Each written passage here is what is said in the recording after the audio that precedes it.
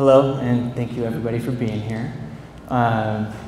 Hope everybody's had a chance to have some nice mocktails and maybe a little nibbles and get settled and comfy. So before we begin, I guess I'll give a little background of what we're here for and how the night's discussion will go. Really tonight was conceived over the last couple months. We noticed that with Meal Share, really what we do is answer this question, is what I'm eating healthy for me? And that's really a larger question of a much, maybe perhaps more important question, which is, what is healthy? It's something that's different for every single person, right? Everybody in this room has a little bit of a different definition, a little bit of a different experience with what healthy is for them. And so we thought it would be cool to create an environment that was safe and intimate, where someone who has thousands or hundreds of thousands of people that follow them and admire them and are inspired by them could come and share their stories and really get open and feel safe and feel like they can be vulnerable with the struggle, the pain, the dark moments, but also, of course, the happy, the joy of happiness and joy of being healthy. So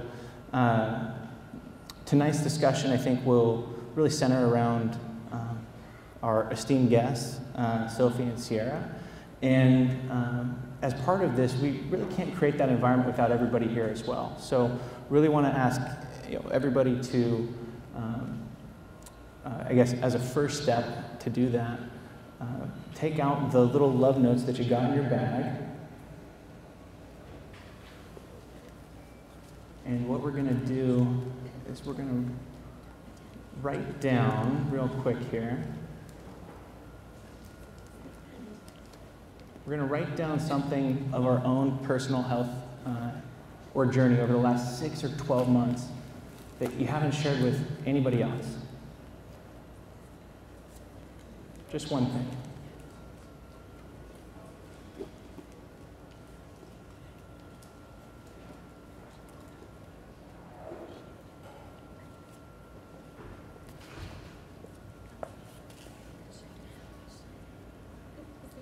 That's great. Perfect. We'll be using those during the intermission, but just a little touch on what the format will be tonight. We'll be having a one-on-one discussion each with Sophie and Sierra, and after each one of them we'll do a Q&A so anybody can ask any questions. And the other way I think we'll create this environment will be to give a warm welcome to our first esteemed guest, Sophie Jaffe.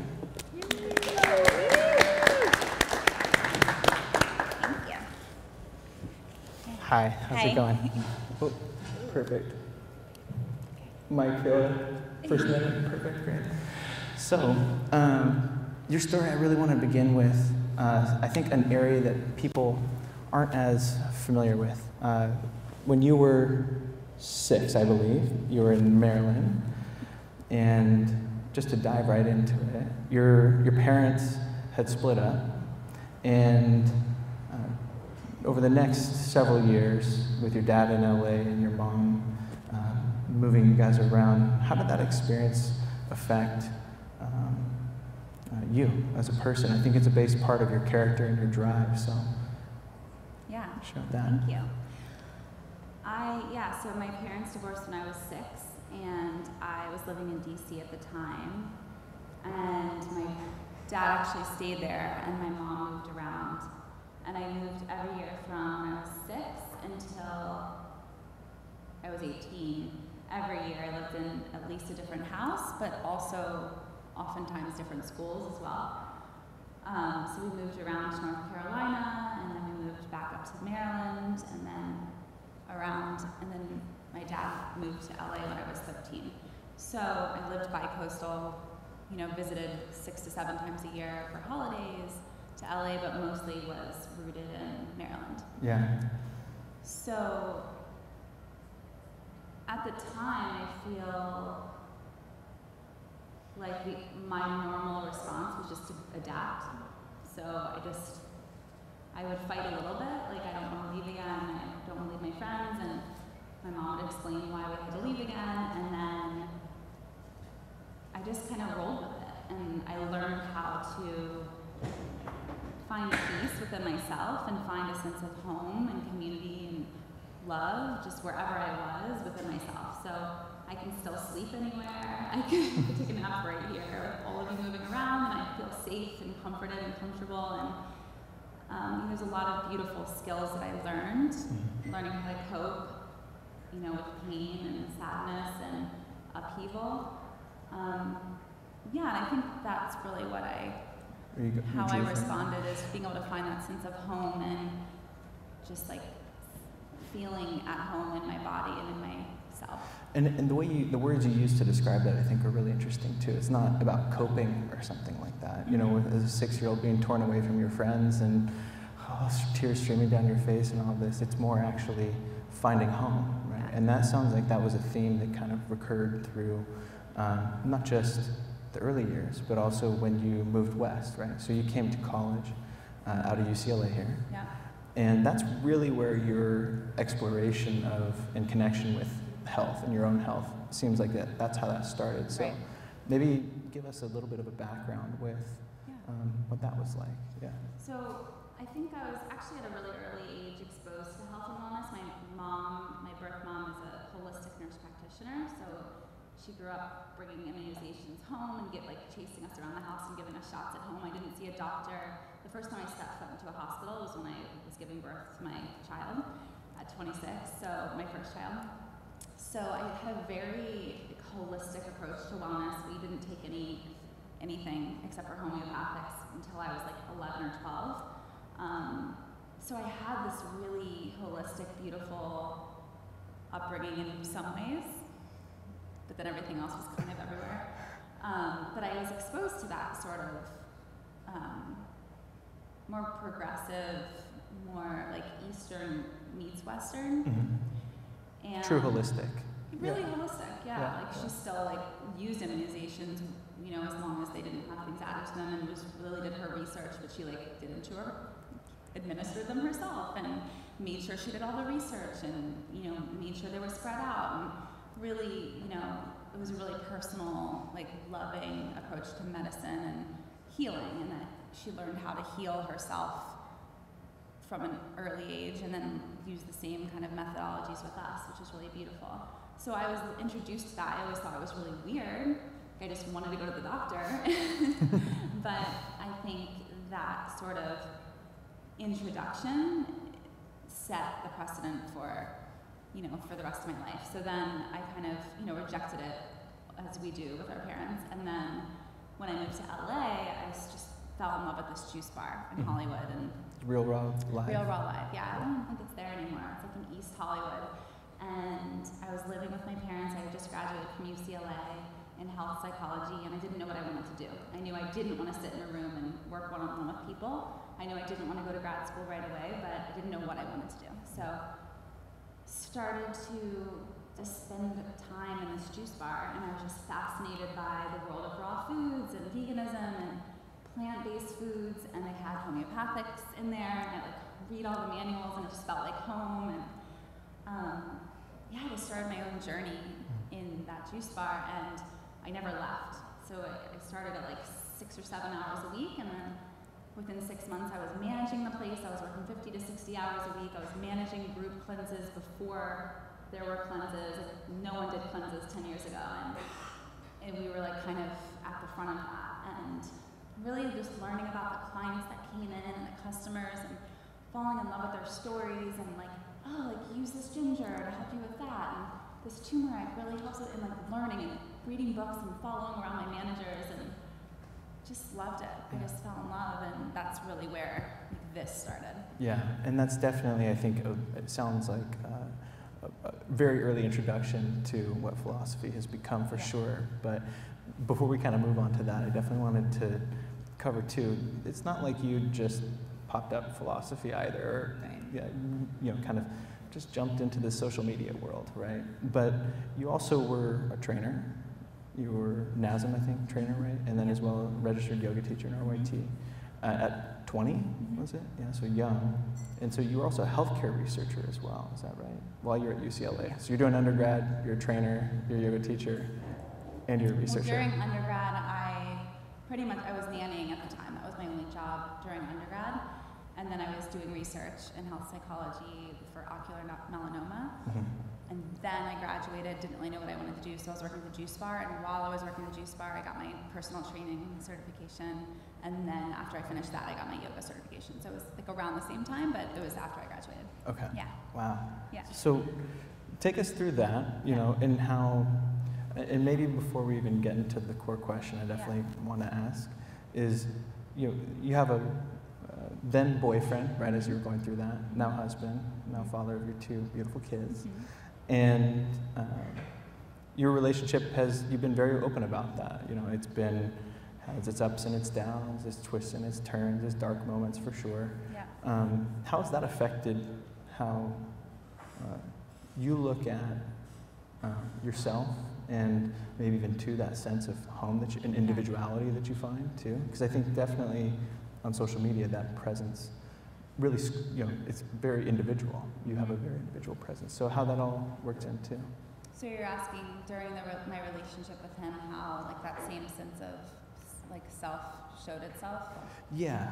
How and also too how that relationship affected what you did. Yeah. So at the same time that I was an undergrad, I met my now husband, and we were dating. He was in graduate school, and we fell in love really quickly, just like head over heels, obsessed with each other, and probably a little too quickly, and it's not really my style to like Nobody's ever done that down. before. Yeah. I'm sure I'm the only one's ever fallen in love like that. So we were kind of like psycho and just like obsessed with each other, and it was beautiful. I was 20, I had just gotten out of a really bad relationship, and just was so excited to find someone who was equally excited about life and love and culture and beautiful things of the world. And he was Israeli, which seemed really exotic at the time, and now everyone I know is Israeli. But at the time, he was like the first Israeli man I ever met. So yeah, we just fell in love, and it was beautiful. And then about 2 years later, when I had graduated, I was traveling in Guatemala. I was volunteering in a school, like teaching yoga and learning Spanish. And I came home, and I kind of felt that something was off, because he didn't really know how to deal with like long distance. It's like emails would be really short, like 2 sentences, and like, you don't get this. Halfway across the world. Yeah, like I really am good at this, because I had that relationship with my dad. He was 3,000 miles away my whole life, so I really knew how to connect to someone when they're away, but the other person has to also know how to connect, or else it doesn't really work. Yeah. So long story short, he told me, like, came to my parents' house and went on a walk, and he told me that he cheated on me, and told me the whole story. And there's always a story attached, but like the point was that he had cheated. And I was like, okay, well, you've given me a chance, I have to break up with you. So we broke up on the spot. It was devastating. It kind of felt like it came out of the blue, because I was naive and didn't really think it was possible. And I'm so trusting that it like just didn't, those things don't cross my mind. They're just like, so like, if we're in this, we're in this. And then, yeah, we were apart for about a year, and that's when I did like all of the trainings and like just really like jumped into life. And I'm just like, I'm not gonna let this, I'm not gonna go back to that, but I'm also not gonna let this get me down. I'm gonna figure out what I wanna do. So I just tried everything, and was spending like 50 hours a week at the juice bar and leading their group cleanse programs, and doing my yoga teacher training in Santa Monica and working at Equinox, and just kind of all over the place, like working long hours, but I loved it. Yeah. And I was feeling really fulfilled, and again, like just like with anything, when you find that sense of home and belonging and fulfillment within yourself, that's when like things just start to really work out, and that's when he started to kind of come back. And at the time, his dad was going through non-Hodgkin's lymphoma, and it was the second time he had gone through it, and this time it was really gnarly and horrible. So he came to me, and we like coincidentally ran into each other at a yoga class right before I was about to leave to travel, and those things happen when they're supposed to. And I said I was getting ready to go on a trip to Thailand by myself, and I didn't want to, but like there was a reason we found each other, and so we had a great conversation and felt that magic again. And then I went on my trip, and we kind of just got back together on the trip. He sent me in a beautiful letter about like, he's like, I saw this cheesy quote in Coffee Bean, and he's like, it said, what would you do if you what would you do if you could not fail? And he's like, I'd fight to get you back. I'd do everything, you know, like these are the things I would do. And it's a good line, yeah. It's a good line. Yeah. We still have like the mug now, like a paperweight, like who uses a paperweight? And like the quotes everywhere in our house. But, you know, it was really like, I fucked up royally. Like, I know that I've come to you several times and said I've changed, but now, like, I really have. And we all make mistakes, and I really made a mistake. And here are the ways that I've learned from it. And he was going to therapy, and he was going to yoga, and like all of this stuff. He was doing all this stuff. And I had found that sense of just home again within myself. I didn't need him. I actually, in my mind, it was like, we're not getting back together. Right. But then because I was in this really secure place and just loving my life so much, I was like, okay, like we can see. Yeah. Like we can start to go to therapy, but like we have a lot of work ahead of us. And so kind of for somebody who from a young age felt and was able to create home wherever you were, I think the way you described it to me once was you felt like you were thrown into chaos for a little bit there. Yeah. And then it came back full circle. Well, yeah, I think when... And real quick, I think the thing I was getting to there is it came full circle, but at the same time, and now that you guys are together, you have a family, beautiful family together, it still is an indelible part of your character. Yeah. Right? That's who you are today. You still, I think, you know, the image of you at Erewhon with, you know, Kai strapped to your chest doing demos for philosophy, I think is an interesting image, or it's definitely a poignant image of you. Yeah. Right? But a lot of that, the backbone of that, is really from this period as well. Yeah. Yeah, I mean, it's funny, the whole thing, like it definitely, those situations really can change you. And I was really affected. Like I was in like a really dark place after we broke up, and I made it all about me and what did I do wrong, and like I'm not pretty enough, skinny enough, tall enough, blonde enough, whatever the things are.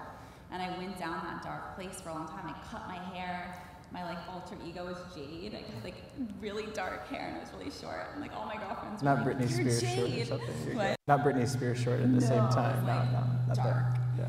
Yeah. And you know, it's like it throws you. You're just like my entire like equilibrium was off, and then I had to refine myself again. And I've done that lots of times, you know, like I think that's really important to anyone's character to like get so lost, so dark and so gone, but then bring yourself back and figure out the things that can bring you back, and the habits, the healthy habits that can just, those rituals and habits that can make you feel like you again and feel at home in your own skin, and that you can be alone anywhere and that you're not lonely. Yeah. And so I think this is a perfect time to ask, what is healthy to you? How would you define it?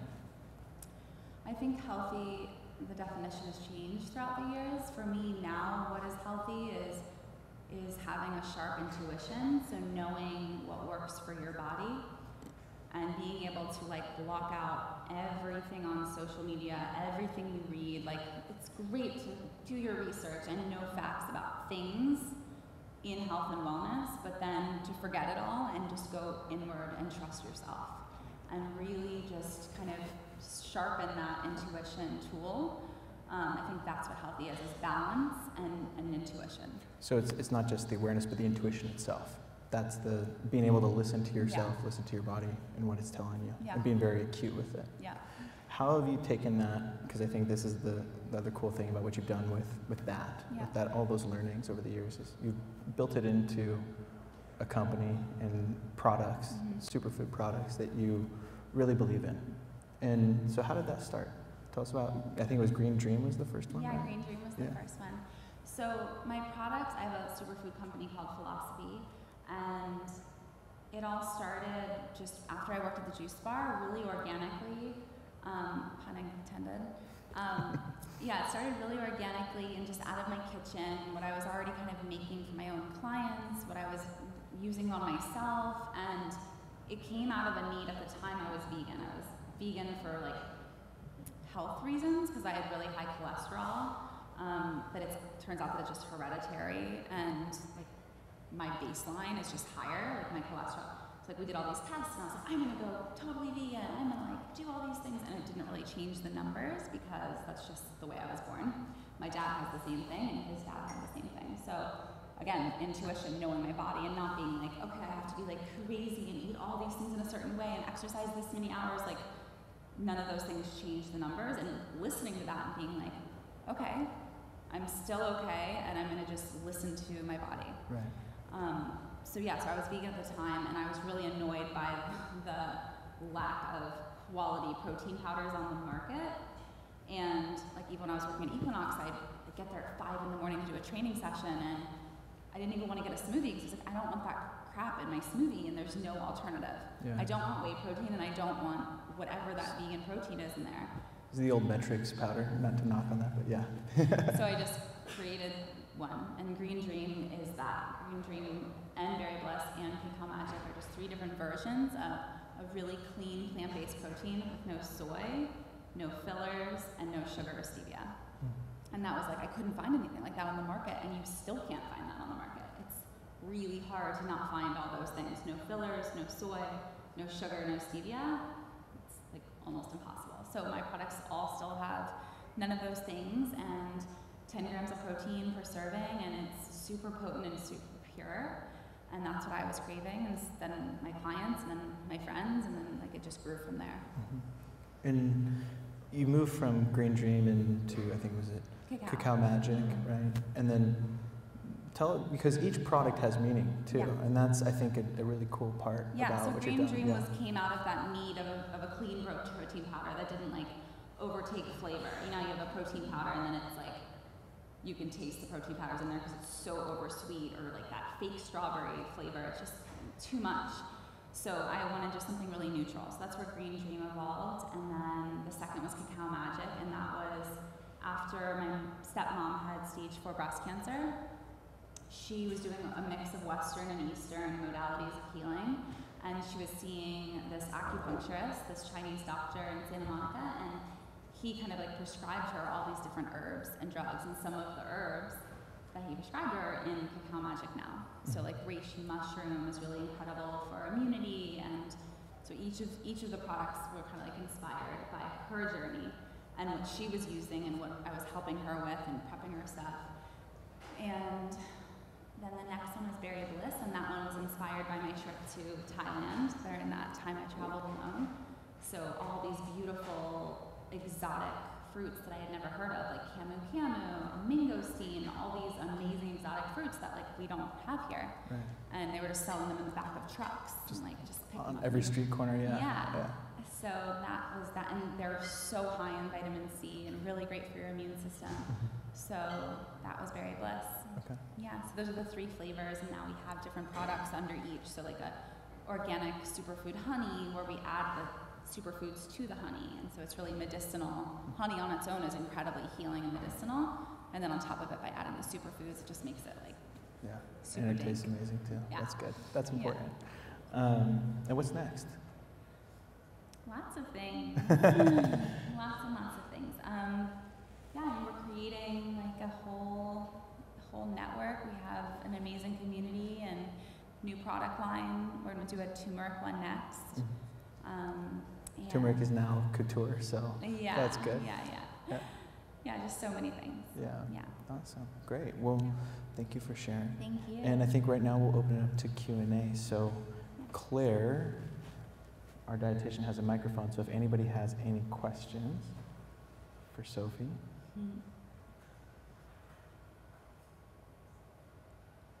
There can't be that many shy people in here. Any live? Live and see if there's any questions. Ken? Check out the live feed. Yeah. Yep. Santa Monica. Yeah. She already got it.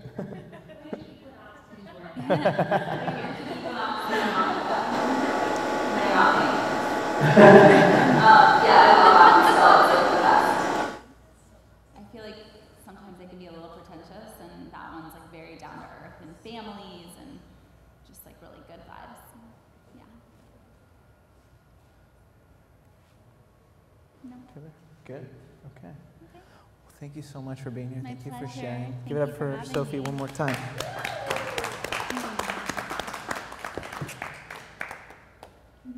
Great.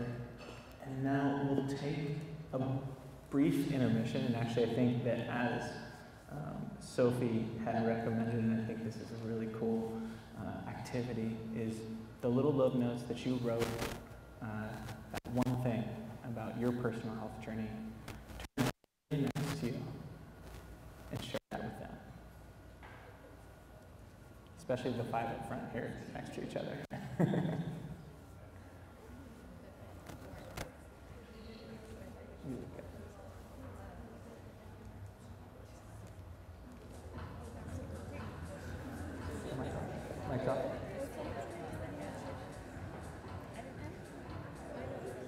Hey guys, it's Sophie Jaffe. So delicious.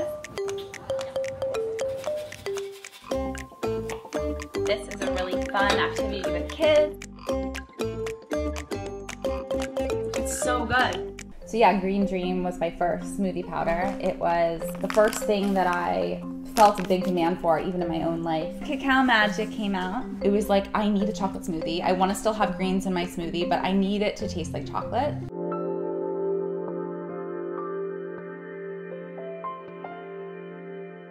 And today we are making a super fun, healthy version of a pina colada. All I want to do is sit by the pool all day and sip on cocktails, but that would not be so healthy, now would it? But I like baking it because when you warm it up.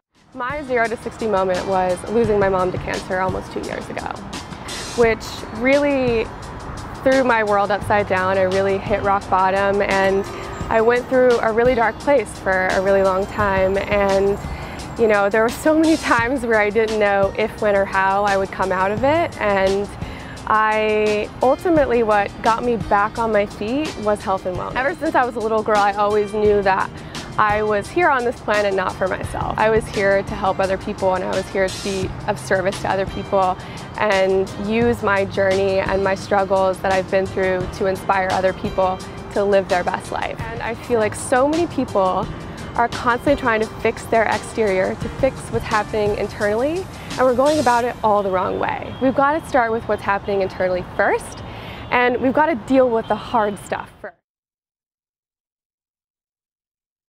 Hey guys, it's Sophie Jaffe. So delicious. This is a really fun activity with kids. It's so good. So yeah, Green Dream was my first smoothie powder. It was the first thing that I felt a big demand for, even in my own life. Cacao Magic came out. It was like, I need a chocolate smoothie. I want to still have greens in my smoothie, but I need it to taste like chocolate.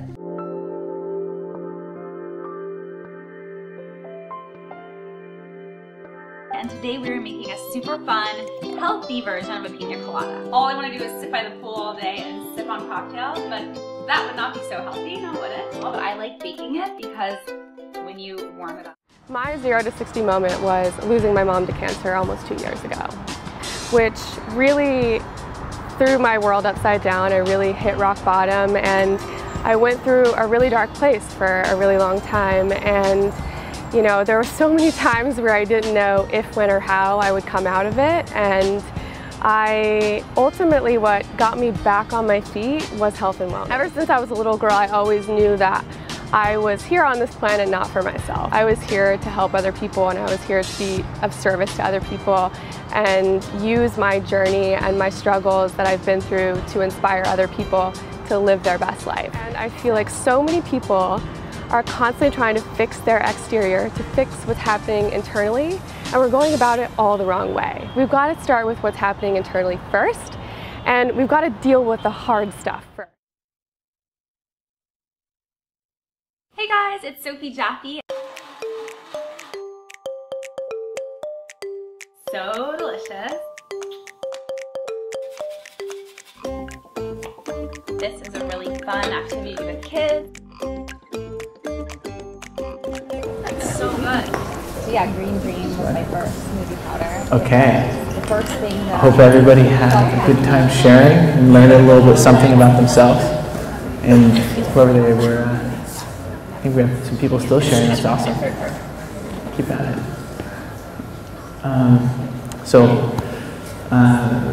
Next we'll bring up our second esteemed guest, Miss Sierra Nielsen. Please give her a warm welcome. Can you tell where your fan club is? It's awesome.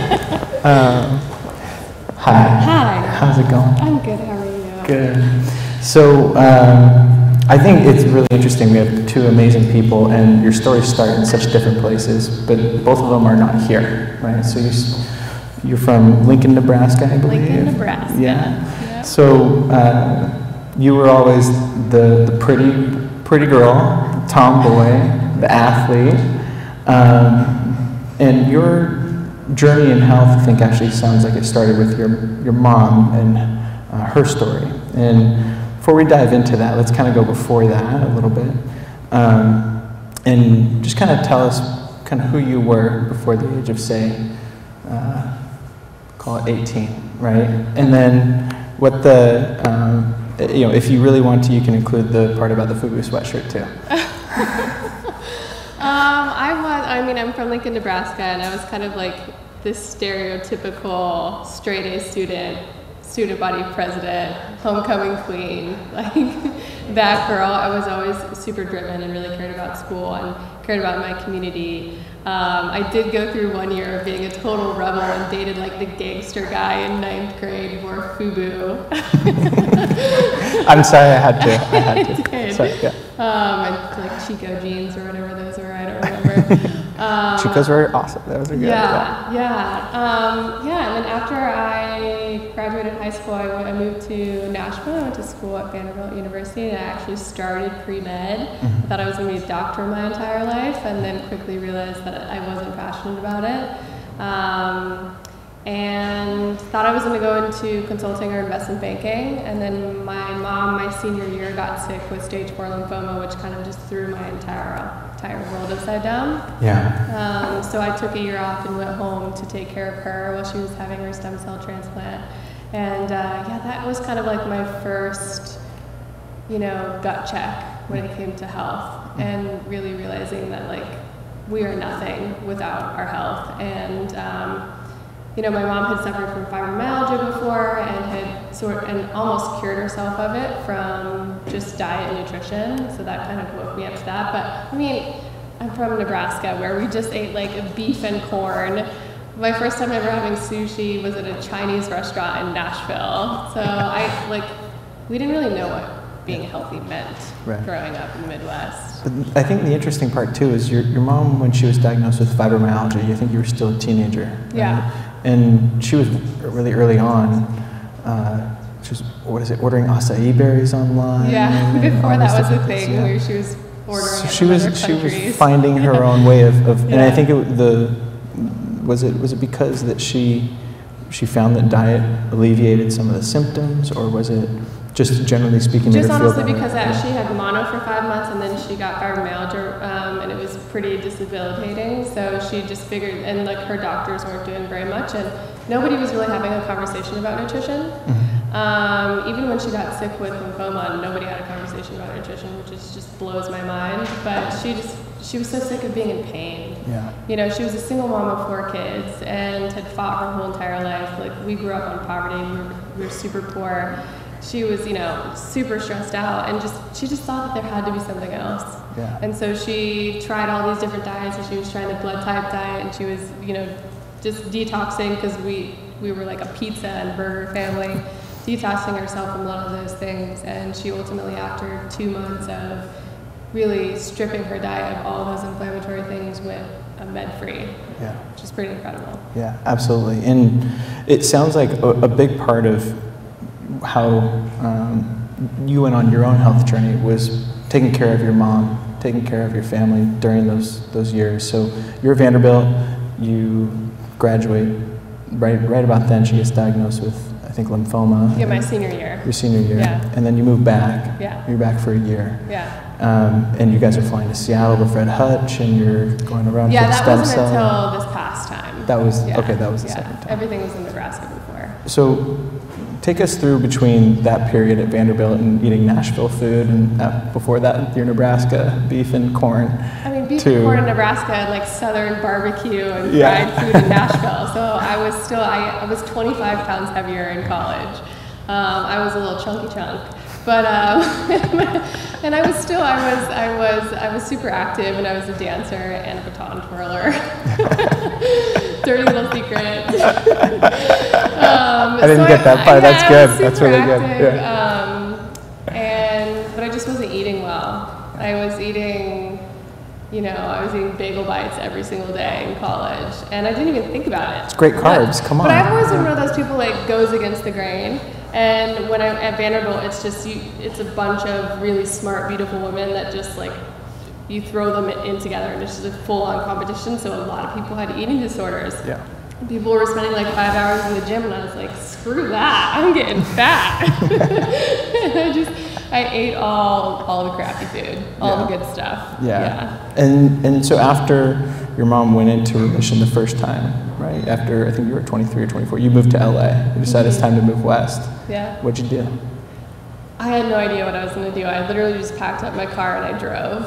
I was calling people on the way out here that were Vanderbilt alums, and ended up crashing on one of their couches for a couple months. And I knew I wanted to work in entertainment. I had no idea what that meant at the time. My first job was at E! Entertainment, and then I went into television development, and then talent management, and then film for 2.5 years. So I was a film and TV exec for about 7.5 years.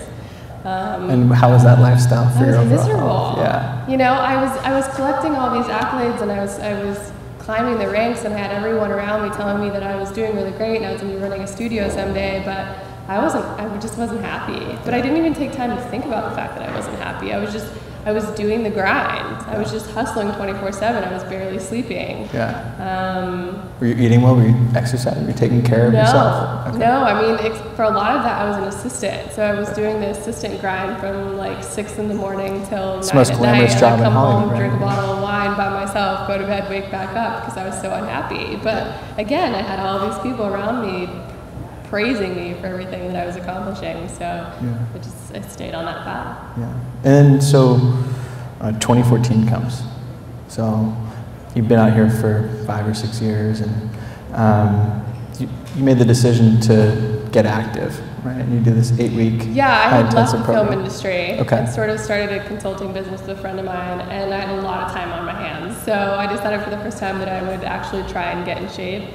Started working with a trainer, and was a part of an 8-week fitness challenge that we were all documenting online. And I got in really great shape. I looked the best I ever looked, but at the end of it, I was more self-conscious than I ever was before, and I wasn't happy because it was all about the way that we looked. Right. You know, we were killing ourselves. We were doing the 2-a-days, and we were eating the like chicken and rice and broccoli, and that's all we were eating. Right. So it was, it was a fun experience going through with the girls and seeing all their transformation. But at the end of it, like I went to my brother's wedding and I felt terrible about eating the cake. Yeah. So I just became a lot more self-conscious than I ever was before because I was doing it for the wrong reasons. And I think you talk about this a lot, is this concept of being body focused, right? And focused on an image, right? Versus focused on how you feel and your overall health. And I think you call it the Trinity, the mind, body, soul. Yeah, right? so my whole brand and program is the mind, body, soul transformational program. And the problem that I feel like I keep seeing is that we're all operating with an outside approach to our wellness and to our happiness when it has to be an inside job. We're all trying to fix our exterior to fix what's happening internally, and most people are failing.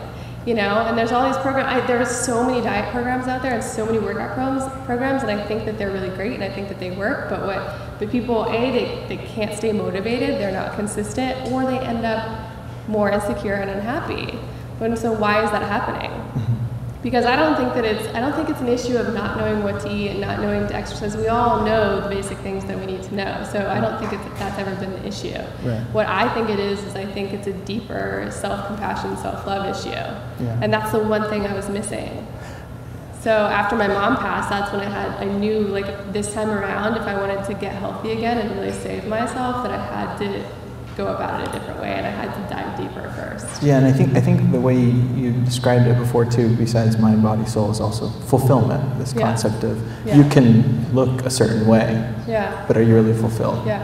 But also, I think people confuse, like you say, what is healthy? A lot of people think when you say what is healthy, they immediately think, does that person look good? Right. There's an image. You can have a beautiful Victoria's Secret model type person standing in front of you, but they could be an absolute disaster inside. Right. And to me, health is not just physical. It's the emotional, mental, and physical vitality and how well you are in all three of those components. So I think you have to have all three. And we're jumping forward into this very solidified philosophy that's very grounded and that you've developed, but the path to getting there, I think, was, it's kind of going back to 2014 again. So I think earlier in the year you did this program. That's your first experience with the high-intensity program. And there's a great group and camaraderie, but again, wrong focus maybe. And then, is it June? September. September, I found out that my mom's cancer had come back, and it was really aggressive. She had stage 4 lymphoma. She was in remission for 7 years, and so I remember September 27th, 2014. I got the call. I was in Mexico with my girlfriends and jumped on a plane and went straight to Nebraska because I knew in my heart that this time it would be different, and it would be much more difficult. So I was flying back and forth from LA to Nebraska to be there for all of her treatments, and then we ultimately had to move her to Seattle for her stem cell transplant. In the midst of it, my nephew passed away, and 5 months later, my mom passed away. And it was a really, really, really difficult year because I just threw myself into being my mom's caregiver, and I was there with her every step of the way, even to the point, like, her last month that she was in the ICU, I never left. There was no bed in the room. I slept on a chair for a month. My family was, that's just the kind of person I've always been. I throw my entire heart into other people, and I always forget about myself. And so, but at the time, I just didn't see it that way. Like, I was doing everything I possibly could to keep her spirits up, to help save her.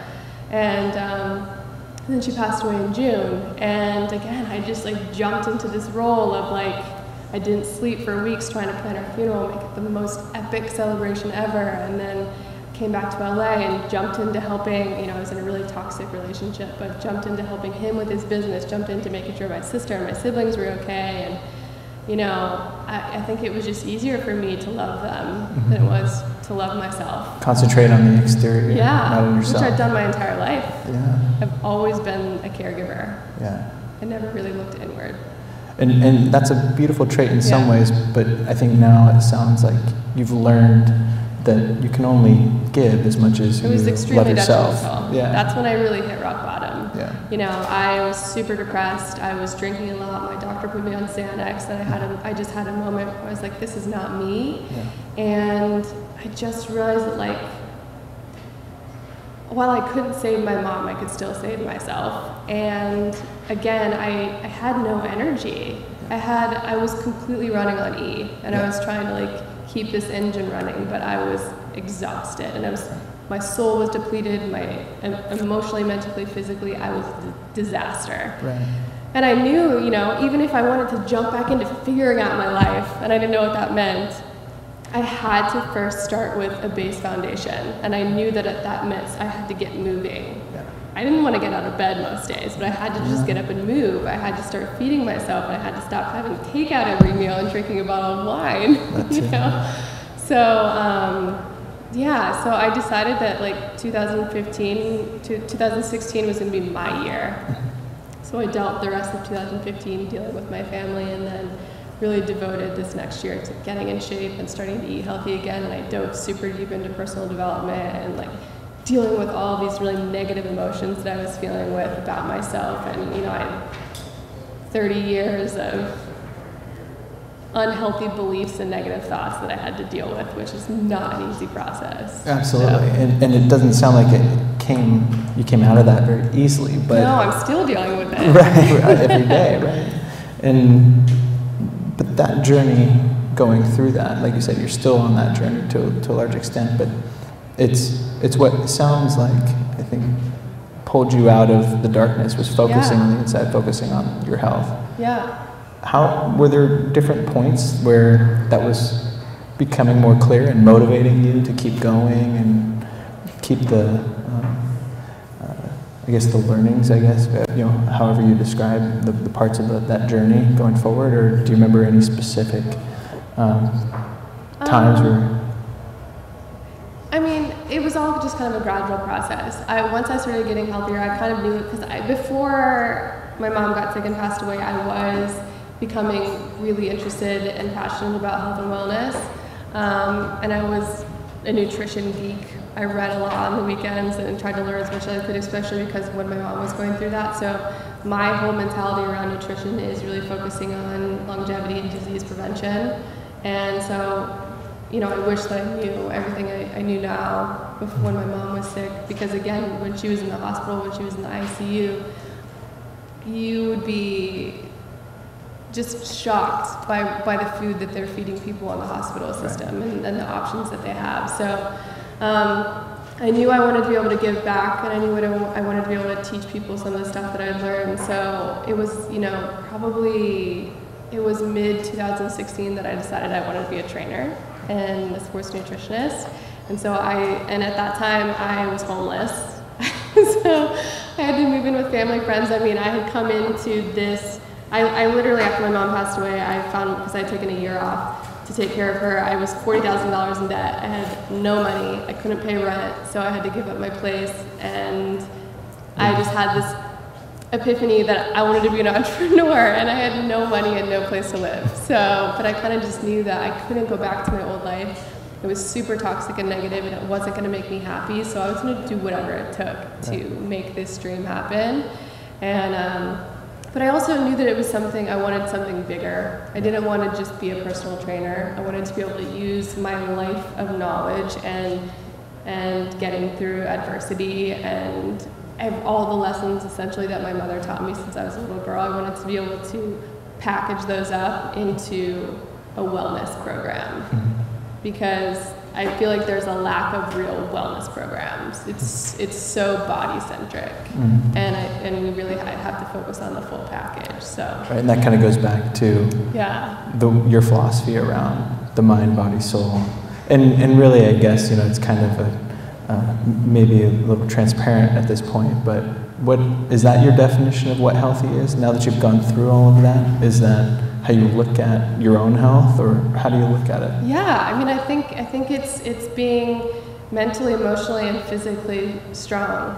And it's difficult to be, you can work on your physical strength all that you want, but if you're a disaster when it comes to your emotions and your mental health, you will crash. Right. And vice it's just versa. a matter of time. And vice versa. All these people that think they're like super mentally strong and they're doing that whole like grind hustle lifestyle, they're gonna crash because they're not taking care of their physical well-being.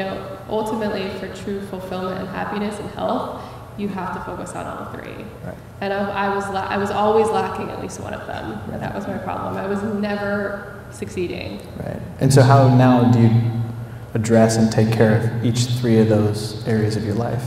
So many different ways. I mean, I obviously like movement and exercise. I make sure I'm active several times a week, every day. Nutrition is just finding a balance, and educating myself. And I think that it's kind of everyone's responsibility to educate themselves, because there's so much knowledge out there right now and so much conflicting knowledge. So it's no wonder people are confused and they just give up because they don't know what to do. So it's just like really listening to your body and what works for you and what makes you feel good, because that's the most important part. And then on the personal development, self-love side, it's just teaching people that, you're not going to go to the gym and get strong unless you lift weights or you do cardio, whatever goal, every single day. It's the same thing with self-love and personal development. You're not just going to go read a self-help, self-love book and then find self-love. Right. It has to be a daily practice. Right. Like people ask me all the time, like, how do you master self-love? I don't, but I'm actively practicing it every day. Right. And just that, just like if you stop lifting weights, your muscles will atrophy and you won't be as strong anymore. It's the same thing with the personal development side of it. It's kind of like Miguel Ruiz did we talk about once, the mastery of love. Yes. Yes, that whole concept. Yeah. Well, thank you for sharing. Thank you. Yeah, thank you for being here. And I think what we'll do is open up to any questions of the audience for Sierra. I know Jen has a burning one. Sure. I've been hearing about hello. Hi, how's it going? About fasting, like intermittent fasting. I don't know much about it, and I'm curious what it is and what you think about it. I love fasting. I don't even talk about the fact that I fast, but I fast most days. It's just the idea of not eating for anywhere from 12 to 16 hours. So having your window of eating anywhere from 8 to 12. And I think what people don't realize, most people right now, they're eating right before they go to bed and then they're eating right when they wake up, but they forget that eating is oxidative stress and our bodies are not meant to eat throughout the entire day. So there's so much research that's coming out on time-restricted eating and intermittent fasting that not only helps with weight loss and muscle gains, but it's also really great for disease prevention. They did a study recently that they're attacking, that they were looking at diabetic patients, and strictly the diabetic patients didn't change their diet or what they ate, but they limited them to an 8-hour window, and the diabetes rate was drastically decreasing in that group of people just because they were giving themselves, their body and their guts time to heal. Mm-hmm. So intermittent fasting to me is super important. I think everyone should practice it, even if it's just not eating for a 12-hour period. Good question. Jen, are you ready for your question yet? No, I know a lot about it. Yeah, I know a couple of things. We have anything for her life? Cool. Yeah. Great. Well, stay here for 1 second. Just to want to say in closing, thank you to Sophie and to Sierra for being here, and to all of you guys for being here and creating this environment where they can talk about their stories and what their vision of health is, so hopefully all of us can understand them better. Thank you so much for that. And we want to say special thanks to Health Aid Kombucha and BioClarity and all of the amazing sponsors we had for tonight, making it happen. And again, thank you all for being here.